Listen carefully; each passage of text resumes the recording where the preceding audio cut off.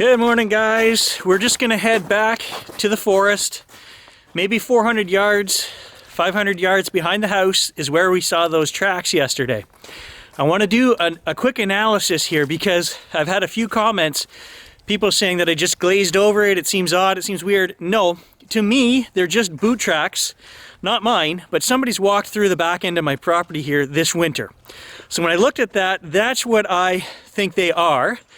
And they are from, we've lost 2 feet of snow here in the last 3 weeks. They are from before we lost all that snow. And they're frozen right into the ground. They've gone through many freeze-thaw cycles, I can tell from looking at them, and they are right full of pine needles, bits of bark, twigs, all kinds of stuff. They've been here a long time. I'm gonna say 5-6 weeks, maybe more. So we'll take a closer look. I have brought a tape measure. We can measure them. Now you have to keep in mind that these are thawed, right? They froze, they thawed, and as they melt, they expand. So these tracks are going to be bigger than what they would be when they were created. But we'll take a closer look at them because people are asking me, and I'm not being subjective here, I'm being objective. They're there, I showed you guys, I thought it was interesting that they looked like there was toe prints in there, and it really does look like that. But I am, like I say, 90% sure it's a boot track. Now, another thing that I thought could possibly explain this is that the animals all walk in the same tracks out here.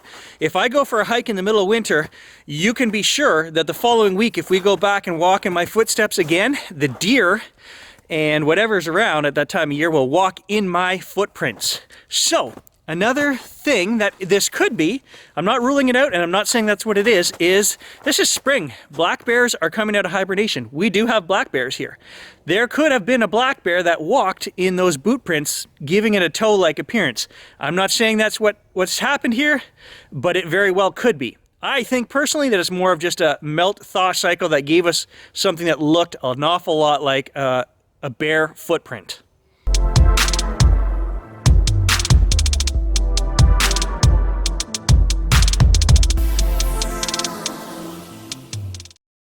Just for comparison, here are my tracks yesterday coming out of the bush.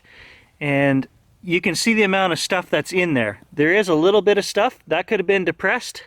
What I stepped on something there, but it could have fallen in afterwards. And you can see there, it's soft, it's fairly melted. It's still soft in the bottom. These other ones that we're gonna look at will be frozen solid. Here's my tracks from yesterday. This is where we stopped to examine. Here are the tracks we looked at yesterday. So there's one of them right there. And you can still see where I was talking about where it looks like toe prints. It's just a shadowing, and this one here kind of has the same thing. There's just some freeze-thaw stuff here but look beside it. There's like a print in a print. There's a print, there's a print. And these are so melted and they're rock hard. They've been here a long time. And they carry on down here. That's my footprint from yesterday walking that way. I walked right beside them. That is one of the old prints. I mean, there's no toes here, it's round.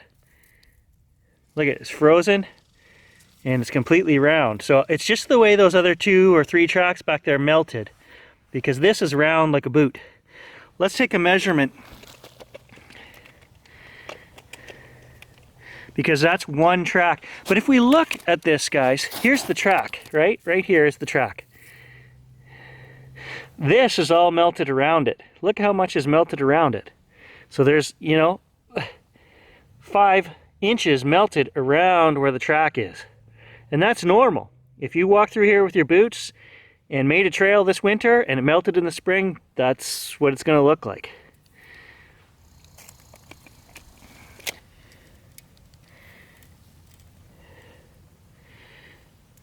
Okay, so from the tip, right here, the front of the tape is in the tip against the rounded frozen curve, right to the back of the track is right here. 13¼ inches. And we've got a width across the heel, 5 inches. That's human-sized. Let's measure mine. So mine is 12 inches by 4.5 across the heel. So my boot size is 10, and to me that looks like somebody with maybe an 11 or a 12 size boot walked through here at some point in the winter. And I do have neighbors who go for hikes, they go snowshoeing, they do whatever. They don't always ask, they just go, right? And I don't always ask them, so we just kind of have that understanding, hey, don't shoot me if I'm on your property. So let's take a look at the rest of, you can see it goes here. Let's take a look, we'll measure the stride. Okay, so the best I can tell, the front of this print is right here. And I've put the tape at the heel. It's right in line with the heel. Again, they're all melted around, so I'm going from the outside of the most melted part here on this one. And we've got a stride length of 20 inches. We'll leave that tape there for a second and we'll just take a look because, guys, they do look like Bigfoot prints. If you were just to look at these, that has the shape. I could see, you can see the shape of a foot in there, the dark part. You can see the shape of what looks like a foot in there. And again, the shadows looks like, a toe. And these are completely different than the ones we looked at yesterday. So I can only go by size and stride length. That's definitely within human capability. Yes, they look funny, and I think that's how people get tricked. Because when things thaw and melt and refreeze and melt again, that's what you end up with, some funny patterns.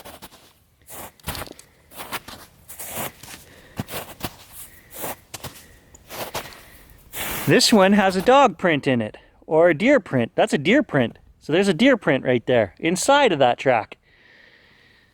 Right beside it is a rabbit track. So they do continue on here.